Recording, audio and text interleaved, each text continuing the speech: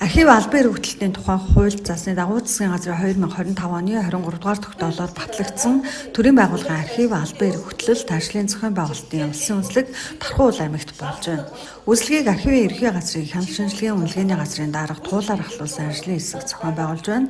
Ажлын хэсгийн сарын 13-наас 17-ны өдрүүдэд Тархуул аймагт ажиллаж төрийн байгууллагуудын архив албан эрхтэлт болон ажлын зохион байгуулалтын хэрэгжилтэд дүн шинжилгээж үнэлгээд үнэлт өгөх юм аа. 21 аймагт 11 ажлын хэсгийн бүрэлдэхүүнтэйгээр ингээд 10 сарын 1-ний өдрөөс эхлэн үзлэгээ хийгээд явж байна. За энэ удаагийн улсын үзлэг 3 шалгуурын хүрээнд дугнах үзүүлэлтийн хүрээнд явагдана. Нэгдүгээрт нь албан эрхтэлтийн үйл ажиллагаа, за архив үйл ажиллагаа, за мөн төрийн байгууллагын ажлын зохион байгуулалт ямар түвшинд байна вэ?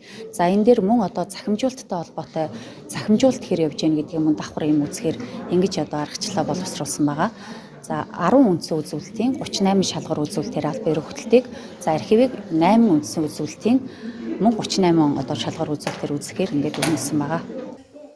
Улсын үндэслэгтэй холбогдуулан аймгийн засаг даргын захирамжаар томилогдсон дэд комисс ажлын төлөвлөгөө боловсруулан үзлэгт хамрагдах байгууллагуудын жагсаалт бол үндэслэг хийх хуваарийг гарган ажилласан байна. Дэд ажлын хэсгээс Тархуул аймгийн төрийн байгууллагуудын архив албан эрхтэлт ажлын зохион байгуулалтын урьдчилсан үзлэг хийсэн ажлын талангуудаа улсын үндэслэгийн зохион байгуулах ажлын хэсэгт танилцуулсан. Дэд ажлын хэсгийн урьдчилсан үзлэгт төрийн нийт 76 байгууллага хамрагдсан байна. Цаашид байгууллага бүр орон тооны архив бичиг хэргийн ажилтнад авах, архив бичиг хэргийн ажилтнуудын ажиллах, орчин нөхцөл тоногт хөөрөмжийг сайжруулах, төрийн бүх албан агчдыг баримт бичгийн бүрдэл тэдгээр тавигдах стандарт шаардлагыг хангаж ажиллахыг гүйцэтгэлийн төлөвлөгөөнд тусгасан хэрэгжилтийг хангуулж ажиллах, мөн төрийн албан агчдын гүйцэтгэлийн төлөвлөгөөнд албан эрхийг хос бичгээр хөтлөх ур чадварыг заавал тусгах зэрэг заалтуудыг бүх төрийн байгууллагууд хэрэгжүүлж ажиллах зэрэг цаашид анхаарах шаардлагатай асуудлуудыг урьдчилсан шалгалтын ажлын тайланд дурдсан байна.